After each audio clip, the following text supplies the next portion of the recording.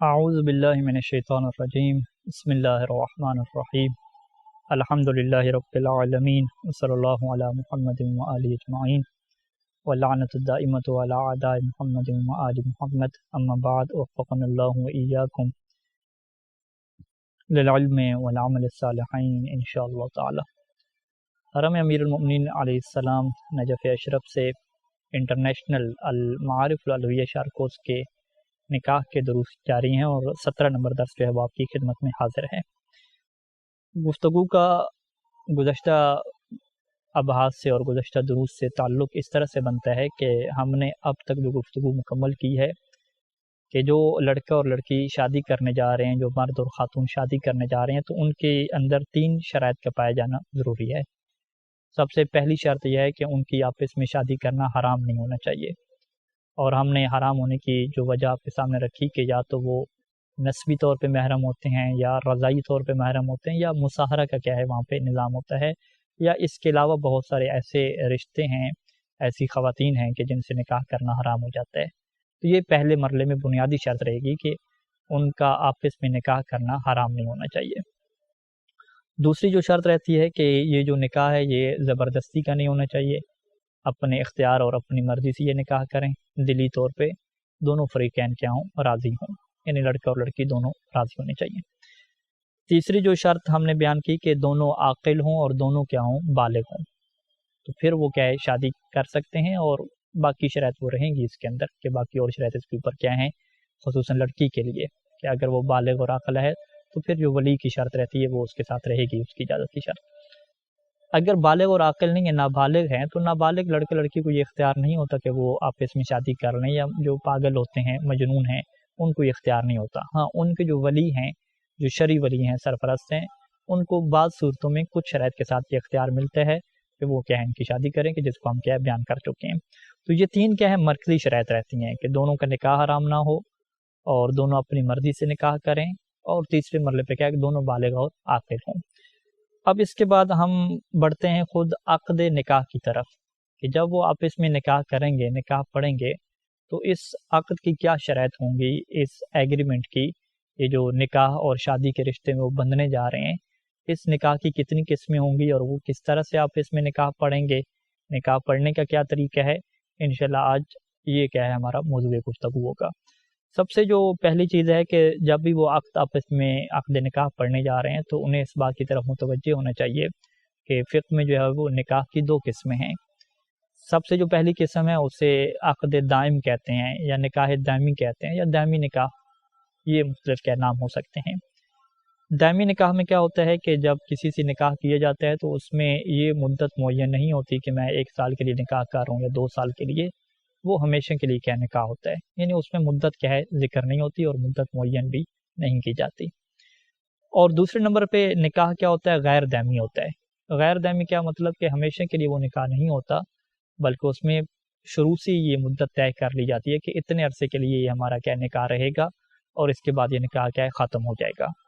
اس کو ہم کیا کہتے ہیں، نکاح غیر دائمی کہتے ہیں، کہ جس میں ایک مدت کا رکھنا ضروری ہوتا ہے، 1 سال، 1 مہینہ، 1 ہفتہ، یا کچھ دن کیا ہے آپ رکھ سکتے ہیں کہ اتنے دنوں کے لیے ہمارا یہ نکاح رہے گا، اس کے بعد یہ ختم ہو جائے گا۔ تو یہ کیا ہے نکاح غیر دائمی ہوتا ہے، کہ جسے نکاح متع سے بھی کیا ہے تعبیر کیا جاتا ہے۔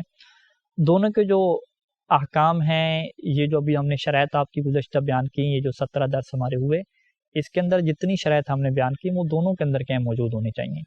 یعنی جس طریقے سے محرم سے جو ہے وہ نکاح دائمی جو ہے وہ جائز نہیں ہوتا، اسی طریقے سے محرم سے جو ہے وہ نکاح جو متع ہے وہ بھی کیا حرام ہوتا ہے۔ جس طریقے سے شادی شدہ خاتون کے ساتھ، عدت والی خاتون کے ساتھ دائمی نکاح حرام ہوتا ہے، اسی طریقے سے جو شادی شدہ خاتون ہے یا عدت میں جو خاتون ہے اس کے ساتھ نکاح جو غیر دائمی ہے، نکاح متع ہے، وہ بھی کیا حرام ہوتا ہے۔ تو یہ بالکل دونوں کی شرائط یہاں پہ ایک جیسی چلیں گی۔ جو شرائط لڑکے اور لڑکی میں پائے جانا دائمی نکاح میں ضروری ہیں، وہی شرائط یہاں پہ ضروری ہیں۔ جس طریقے سے وہاں پہ لڑکی کے لیے اگر وہ باقرہ ہے، اس کے لیے والد کی اجازت ضروری ہے، دادا کی اجازت ضروری ہے، ولی کی اجازت ضروری ہے، تو بالکل یہی شرائط کیا ہے نکاح متع میں بھی کیا ہے لاگو ہوگی، یہاں پہ کوئی فرق نہیں ہے۔ آگے کچھ عقد میں فرق آئیں گے کہ انشاءاللہ جب ہم نکاح متع کا ایک الگ ٹاپک شروع کریں گے تو وہاں پہ ہم کیا ہے اس کو تفصیل سے بیان کریں گے۔ اچھا، اسی طریقے سے گزشتہ یہ جو شرائط ابھی ہم نے بیان کی کہ ساری جو ہے وہ لڑکے لڑکی کے اندر یہ شرائط ہونی چاہیے. ان شرائط میں یہ شرط ضروری نہیں ہوتی کہ لڑکی جو ہے جس لڑکی سے جو ہے وہ نکاح کیا جا رہا ہے وہ حیض کی حالت میں نہ ہو. یعنی یہ طلاق میں شرط رہتی ہے کچھ صورتوں میں کہ جس خاتون کو طلاق دی جا رہی ہے وہ حیض کی حالت میں نہ ہو, لیکن نکاح میں یہ شرط نہیں ہوتی. یعنی کسی لڑکی سے جو نکاح ہو سکتا ہے وہ حیض کی حالت میں ہو تو پھر بھی کیا اس سے نکاح ہو سکتا ہے. تو بہرحال یہ تو کیا تھیں لڑکا اور لڑکی کی جو شرائط تھیں جو ہم نے بیان کی. ابھی ہم آتے ہیں خود یہ جو عقد ہے اس کی کیا کیا شرائط ہیں, یہ جو ایگریمنٹ اور نکاح کیا جا رہا ہے اس کی کیا کیا شرائط ہیں. تو یہاں پہ سب سے جو پہلے ہے کہ ہم مشترکہ شرائط کو بیان کرتے ہیں کہ جو نکاح دائمی کی بھی شرائط ہیں اور نکاح غیر دائمی کی بھی شرائط ہیں. یہ نکاح متع ہو یا نکاح جو ہے وہ دائمی ہو, دونوں میں جو عقد پڑھا جاتا ہے, جو ایگریمنٹ کیا جاتا ہے, جو نکاح کیا جاتا ہے اس کی ایک جیسی شرائط ہیں.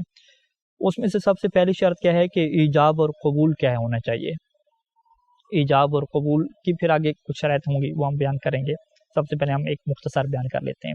کہ ایجاب اور قبول کے بغیر اگر کوئی ارادہ کر لیں یا ایک طرف سے فقط ایجاب ہو قبول نہ ہو یا ایک طرف سے بس قبول ہی ہو ادھر سے ایجاب بھی نہ ہوا ہو تو وہ کیا نکاح نہیں ہو سکتا. یہ ایجاب اور قبول کیا ہوتا ہے انشاءاللہ اس کو ہم تفصیل سے بیان کریں گے. تو یہ کیا پہلی چیز ہے کہ ایجاب اور قبول ہونا چاہیے. دوسری شرط یہ ہے کہ ایجاب اور قبول کے درمیان موالات کی جو ہے وہ رعایت کی جائے. موالات کا یہ مطلب ہوتا ہے کہ کسی نے اگر ایجاب کیا ہے اور کہا ہے کہ میں تم سے نکاح کرتا ہوں, میں تمہیں اپنے نکاح میں لیتا ہوں, تو اس کے بعد جو دوسری خاتون ہے یا مرد ہے جو قبول کر رہا ہے یا اگر خاتون قبول کر رہی ہے تو اس میں پھر زیادہ ٹائم فاصلہ نہیں ہونا چاہیے. ایسا نہ ہو کہ اس نے جب صبح کے ٹائم پہ کہا کہ میں تم سے نکاح کرتا ہوں اور وہ شام کو کہہ رہی ہے کہ میں قبول کرتی ہوں, تو یہ جو بہت زیادہ درمیان میں فاصلہ آ گیا ہے کہ جس سے پتہ نہیں چلتا کہ پتنی اب کیا چیز قبول کر رہی ہے. تو اس طرح کیا نہیں ہونا چاہیے. جب اس سے کہا جائے کہ تم سے میں نکاح کرتا ہوں یا لڑکی کہے کسی سے کہ تم سے میں نکاح کرتی ہوں تو اسی ٹائم پہ کیا ہونا چاہیے, قبول ہونا چاہیے. اتنا زیادہ فاصلہ نہ ہو کہ پتہ نہ چل سکے کہ یہ پھر قبول کس چیز کو کیا ہے کیا جا رہا ہے. تیسری شرط یہ ہے کہ ایجاب اور قبول میں کیا ہے مطابقت ہونی چاہیے. اگر ایک طرف سے ایجاب عقد دائم کا ہوا ہے تو دوسری طرف سے بھی عقد دائمی کو قبول کرے. ایک طرف سے فرض کریں ایجاب ہوا ہے تو اس میں مہر کچھ اور رکھا گیا, جب قبول کر رہے ہیں تو وہ اس مہر کے مطابق قبول نہیں کر رہے. یعنی اس نے کہا کہ اتنے 4 لاکھ مہر پہ میں تم سے کیا نکاح کرتی ہوں, اور یہ آگے سے قبول کر رہا ہے کہ فقط جو ہے وہ 50,000 پہ میں تم سے قبول کرتا ہوں, تو یہ بھی کیا شادی نہیں ہوگی. یعنی دونوں کے اندر جو کیفیت ہے, جو شرائط ہیں وہ ساری کے ساری اسی کے مطابق کیا ہونا چاہیے, قبول ہونا چاہیے. 3 شرائط ہو گئیں. اور چوتھی جو شرط ہے کہ ابھی جو ہے وہ عقد زواج کریں اور یہ ایسا نہ ہو کہ مستقبل کی کسی چیز کے اوپر یہ ڈیپینڈ کرتا ہو. یعنی وہ یہ نہیں کہہ سکتے کہ میں تم سے نکاح کرتا ہوں کب, اگر جو ہے وہ بارش ہوگی یا اگر جو ہے وہ یکم ماہ رمضان ہو گئی, اگر یکم شوال ہو گئی تو میں کیا تم سے نکاح کرتا ہوں. اس طریقے سے جسے ہم اپنی تعبیر میں کہتے ہیں معلق کرنا, نکاح کو کسی چیز کے اوپر ڈیپینڈ کر کے معلق کر کے وہ کیا نکاح نہیں ہو سکتا. اسے کیا ہے فوراً ابھی کے ابھی کہنا ہوتا ہے کہ میں ابھی کیا نکاح کرتا ہوں. کوئی ایسی چیز کے اوپر نکاح کو رکھ کے کیا نکاح نہیں کیا جا سکتا. اور 5ویں شرط یہ ہے کہ جب وہ نکاح کر رہے ہیں تو وہ اس کی جو مدت ہے نکاح کے ٹائم شروع ہو رہا ہے وہ ابھی سے کیا شروع ہو جائے, نکاح کے فوراً بعد ہی. یعنی وہ یوں نہیں کہہ سکتے کہ 3 دن کے بعد جو ہے وہ ہمارا نکاح ہو جائے گا, کہ میں تم کو اپنے نکاح میں دیتی ہوں 3 دن کے بعد, کہ ابھی سے نکاح نہیں ہوگا, 3 دن کے بعد کیا ہمارا خود بخود نکاح ہو جائے گا. تو سید ثانی دامت اللہ علیہ نے لکھا کہ احتیاط لازم کے طور پہ یہ بھی کیا جائز نہیں ہے, وہ ابھی کیا نکاح کریں. یعنی نہ وہ مستقبل کی کسی چیز کے اوپر ڈیپینڈ کر کے نکاح کا صیغہ پڑھ سکتے ہیں اور نہ ہی نکاح کا صیغہ یوں پڑھ سکتے ہیں کہ مہینے بعد ہمارا نکاح ہو جائے گا, 3 دن بعد ہمارا نکاح ہو جائے گا. ایسا کیا نہیں ہو سکتا. تو بہرحال یہ چیزیں تو کیا ہے اتنی زیادہ معاشرے میں پیش نہیں آتی. جو مرکزی چیز ہے کہ جس کی وضاحت کی ضرورت ہے وہ ایجاب اور قبول کے حوالے سے ہے کہ ایجاب اور قبول کا کیا مطلب ہے اور اس کی کیا شرائط, مزید آگے کیا کیا شرائط رہتی ہیں. تو ایجاب اور قبول کی ہمارے پاس جو ہے وہ فقہ میں 3 شرائط جو ہے وہ رہتی ہیں کہ ایجاب اور قبول کے اندر یہ 3 شرائط ہوں گی. ایجاب کیا مطلب کہ کسی کا یہ آفر کرنا کہ میں تم سے کیا نکاح کرتا ہوں یا نکاح کرتی ہوں. یعنی جس طرح 2 ایگریمنٹ کرنے والے ہوتے ہیں تو ایک کہتا ہے کہ میں تمہارے ساتھ یہ ایگریمنٹ کرتا ہوں, تو یہ جو آفر پیش کی جاتی ہے کہ یہ میں کام کرتا ہوں تمہارے ساتھ, یہ میں معاملہ تمہارے ساتھ کرتا ہوں, اس کو فقہ میں ہم کیا کہتے ہیں, ایجاب کہتے ہیں. اور دوسرا جو فریق ہے جب اس کی آفر کو قبول کرتا ہے کہ مجھے قبول ہے کہ آپ جو ایگریمنٹ کہہ رہے ہیں ہم اس کے اوپر راضی ہیں, ہمیں قبول ہے, تو اس کو کیا کہتے ہیں, قبول کرنا کہتے ہیں. تو نکاح کے اندر بھی ایسے ہوتا ہے کہ ایک طرف سے نکاح کی آفر ہوتی ہے کہ ہم آپ کے نکاح میں آ رہے ہیں یا میں آپ کو نکاح میں خود کو دیتی ہوں، تو دوسرا کیا اس کو قبول کرتا ہے، اسے کیا کہتے ہیں، ایجاب اور قبول کہتے ہیں۔ ایجاب اور قبول کی فقہ میں یہ شرط رہتی ہے کہ ایجاب اور قبول زبان سے کیا ہے، لفظی طور پہ ادا ہونے چاہیے۔ اگر کوئی زبان سے ایجاب اور قبول نہیں کرتا، فقط دلی طور پہ راضی ہیں، یعنی لڑکا لڑکی دونوں آپس میں مل رہے ہیں اور اس سے بھی پتہ ہے کہ ہم آپس میں جو ہے وہ نکاح کر چکے ہیں اور اس سے بھی پتہ ہے کہ میں نے اس کے نکاح کو قبول کیا ہے، لیکن کیسے کیا ہے، بس دلی طور پہ راضی ہیں ہم ایک دوسرے کے اوپر، زبان سے کوئی لفظ انہوں نے بولا ہی نہیں ہے، اس طرح کے کیا نکاح درست نہیں ہوتا، زبان سے بولنا پڑتا ہے، یہ ایگریمنٹ ایسا ہے کہ زبان سے بولنا پڑتا ہے۔ اور سید سیستانی دامت ظل العالی نے لکھا کہ اگر کوئی زبان سے نہیں بولتا، فقط لکھتا ہے، ایگریمنٹ کرتا ہے، پیپر کے اوپر اس نے لکھ دیا کہ میں فلاں کا بیٹا ہوں، فلاں ہوں اور تمہارے ساتھ میں نکاح کرتا ہوں، اور لڑکی نے اس کے نیچے لکھ دیا، دستخط کر دیے کہ میں اس نکاح کو قبول کرتی ہوں، تو لکھنے کے ذریعے سے، پیپر ورک کے ذریعے سے، پیپر ایگریمنٹ کے ذریعے سے بھی نکاح کیا ہے، احتیاط واجب کے طور پہ یہ نکاح کیا نہیں ہو سکتا، پیپر ورک کے ذریعے سے نکاح انسان کا نہیں ہو سکتا، بلکہ اسے زبان کے ذریعے سے جو ہے وہ بول کے کیا ہے یہ ایگریمنٹ آپس میں کیا طے کرنا ہوگا۔ اسی طریقے سے یہ بھی لکھا کہ اگر کوئی اشارے سے جو ہے وہ، یعنی بالآخر اشارہ، نکاح کا اشارہ کیسے ہوگا، یعنی ایسا اشارہ کرے کہ جس سے یہ سمجھا جائے کہ واقعی یہ کیا نکاح کرنا چاہ رہا ہے، اور وہ قبول بھی آگے اشارے میں کرے، تو فرمایا کہ جو بول سکتے ہیں ان کے لیے یہ اشارہ بھی کیا ہے، احتیاط واجب کے طور پہ کافی نہیں ہے۔ تو لہٰذا ایک چیز ہمارے سامنے آ جاتی ہے کہ ایجاب اور قبول میں لفظی طور پہ بولنا کیا ہوتی ہے، شرط ہوتی ہے، یہ پہلی شرط رہتی ہے۔ دوسری شرط جو سید سیستانی دامت ظل العالی نے بیان کی کہ اگر کوئی عربی میں یہ آفر کر سکتا ہے، عربی میں ایجاب اور قبول کر سکتا ہے، تو اس کے لیے احتیاط واجب یہ ہے کہ وہ عربی میں کیا ہے، ایجاب اور قبول کرے گا۔ لیکن اگر وہ عربی میں ایجاب اور قبول نہیں کر سکتا، تو پھر اس کے لیے جائز ہے کہ وہ اپنی زبان میں ایجاب اور قبول کرے، دیگر زبانوں میں ایجاب اور قبول کرے، اور اس کے لیے باقاعدہ وکیل بنانا نکاح کے لیے، کسی کو کہنا کہ بھی تم میرا عربی میں نکاح پڑھو، یہ بھی کیا ضروری نہیں ہوتا۔ لہٰذا یہ مسئلہ کیا ہے ہمارے سامنے واضح اور کلیئر ہونا چاہیے کہ اگر ایک بندے کو عربی آتی ہے یا عربی نہیں بھی آتی، لیکن اسے یہ پتہ ہے کہ نکاح کے لیے کون سا عربی کا لفظ بولا جاتا ہے، تو پھر تو اس کے لیے ضروری ہوگا کہ وہ نکاح کیا ہے اپنا عربی زبان میں کیا پڑھے، اور یہ ضروری ہوگا احتیاط واجب کی بنا پہ، اس میں بھی رجوع کی گنجائش رہتی ہے۔ احتیاط واجب کی بنا پہ ضروری ہوگا کہ عربی میں پڑھے، کب؟ اگر وہ عربی بول سکتا ہے یا عربی میں وہ جو نکاح کا صیغہ اور ایگریمنٹ ہے اس کو کہنا کیا اسے آتا ہے، اور اس کے معنی کی طرف بھی کیا ہے وہ متوجہ ہے کہ اس کا یہ کیا مطلب بنتا ہے، تو پھر تو کیا ہے وہ عربی میں کہے گا۔ لیکن وہ اگر عربی نہیں جانتا تو یہاں پھر سیکھنا کیا ضروری نہیں ہے کہ وہ باقاعدہ جا کے سیکھے اور باقاعدہ کیا اس کی تعلیم لے اور پھر اپنا نکاح پڑھے، نہیں، ضروری نہیں ہے، سیکھنا بھی واجب نہیں ہے۔ اور اسی طریقے سے کسی کو وکیل بنانا، کسی مولانا کو وکیل بنانا کہ آپ آئیں اور عربی میں ہمارا نکاح پڑھ کے دیں، کیونکہ ہمیں عربی نہیں آتی، عربی کا ہم نکاح نہیں پڑھ سکتے، یہ بھی کیا ضروری نہیں ہے، وہ اپنی زبان میں کیا نکاح پڑھ سکتے ہیں۔ تو اس میں پھر شرط کیا رہتی ہے کہ اپنی زبان میں وہ ایسے الفاظ ادا کریں کہ جس سے نکاح سمجھا جائے، نکاح کے علاوہ کوئی اور بات کیا نہ سمجھی جائے۔ جیسے مثال کے طور پہ ہم ایک مثال آپ کے سامنے رکھتے ہیں کہ اگر ایک لڑکا اور لڑکی آپس میں اپنا نکاح کیا ہے پڑھنا چاہتے ہیں اور ان کو عربی میں نکاح پڑھنا نہیں آتا، تو وہ اردو میں پڑھ سکتے ہیں۔ اردو میں کیسے پڑھیں گے کہ لڑکی جو ہے وہ لڑکے سے یہ کہے گی کہ میں تم سے نکاح کرتی ہوں، یہ ایک جملہ کہے گی کہ میں تم سے نکاح کرتی ہوں، اور لڑکا آگے سے کیا کرے گا کہ میں اس نکاح کو قبول کرتا ہوں، تو یہ ان کا کیا نکاح ہو جائے گا۔ اب آپ کہیں کہ بھئی یہ بس یہی نکاح ہے، ہاں ہمارے یہاں یہی نکاح ہے۔ نکاح کے اندر یہ جو شرائط باقی بیان ہوتی ہیں کہ گواہ ہونے چاہیے، یہ ہمارے یہاں کیا ہے، گواہ ہونا واجب نہیں ہے، ایک آداب ہیں، مستحبات ہیں کہ گواہ ہونے چاہیے نکاح دائمی میں، وگرنہ ان گواہوں کا ہونا کیا ہے ضروری نہیں ہوتا۔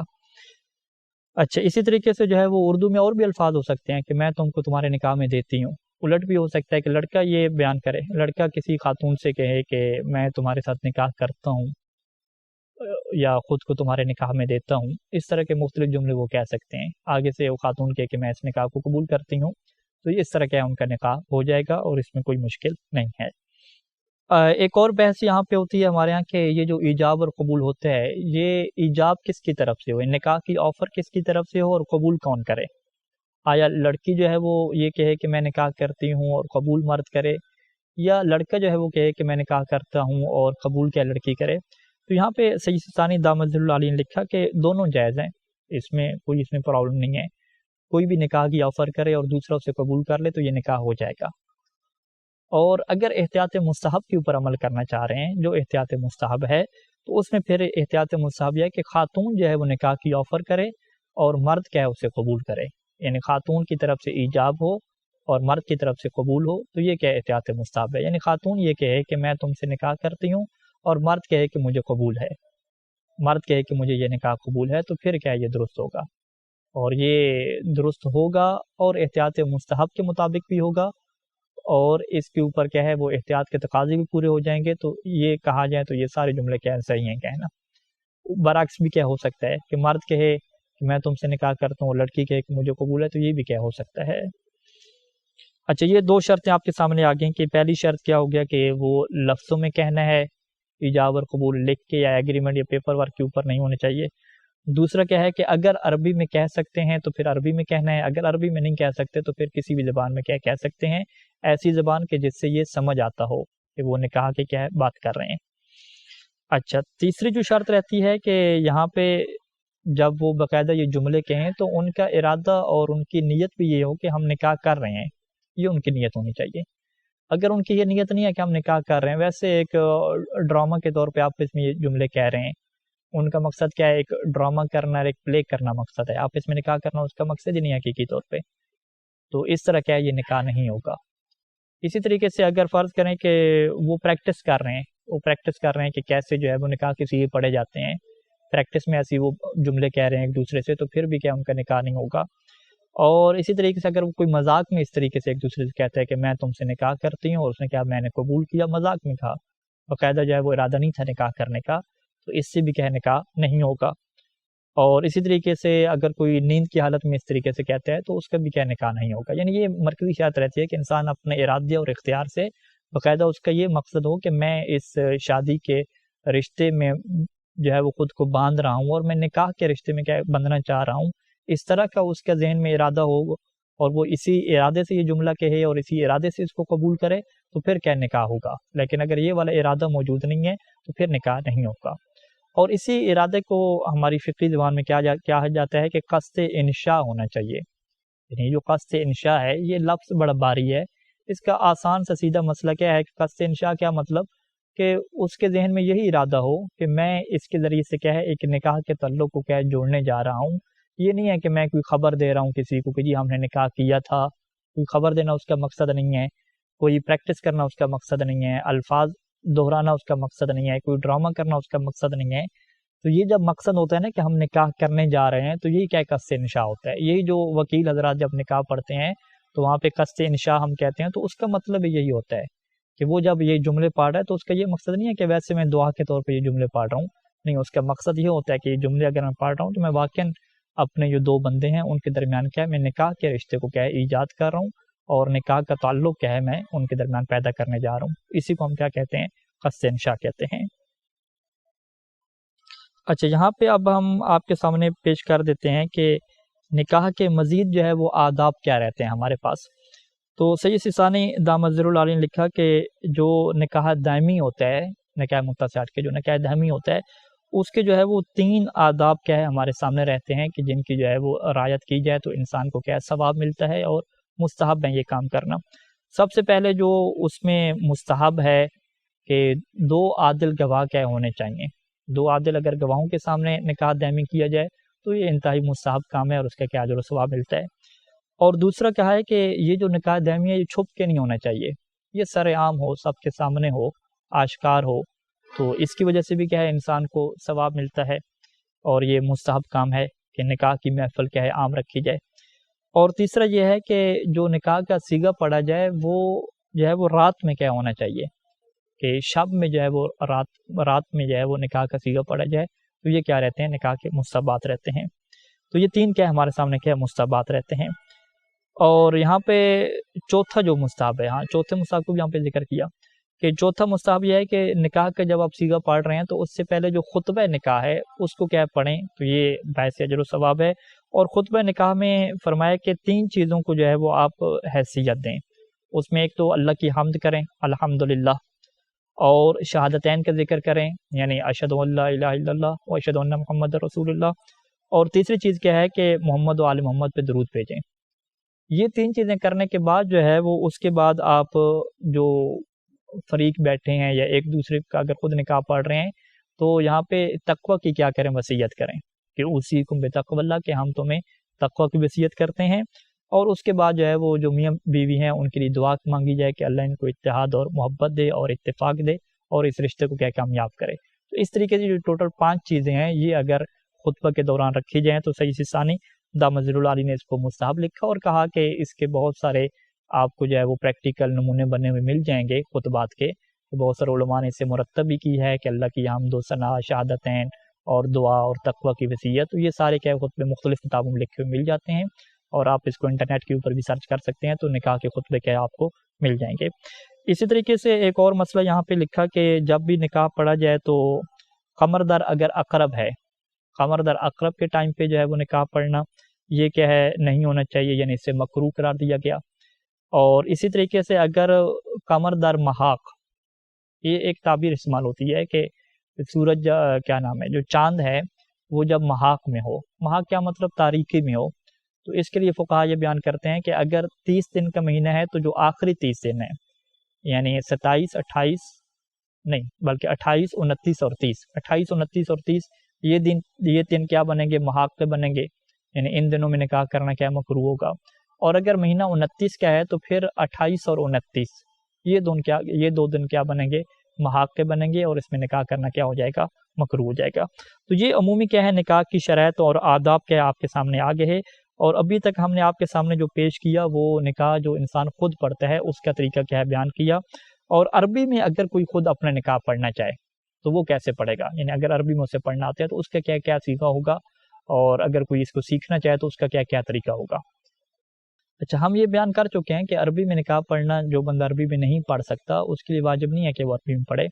اور باقاعدہ اس کے لیے تعلیم حاصل کرنا، سیکھنے جانا یہ بھی کیا ضروری نہیں ہے۔ لیکن اگر کوئی عربی میں نکاح اپنا پڑھنا چاہے تو اس کے کیا صیغے ہیں۔ سب سے پہلے ہم یہ بیان کر دیں کہ مہر کے احکام انشاءاللہ ہم بعد میں بیان کریں گے،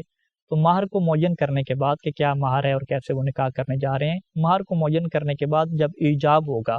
یعنی جو لڑکی ایجاب کرے گی، جو احتیاط مصاب ہے، تو وہ ان الفاظ میں کرے گی، انکحتو کا نفسی،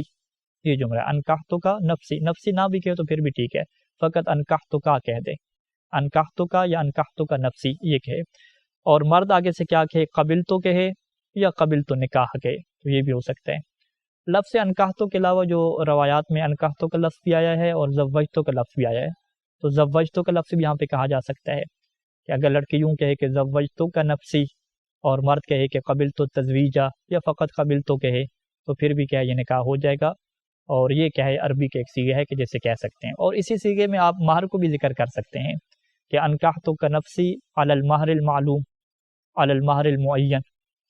علی الصداق المعلوم، مہر کا دوسرا نام کیا ہے، صداق ہے، یہ بھی آپ کہہ سکتے ہیں۔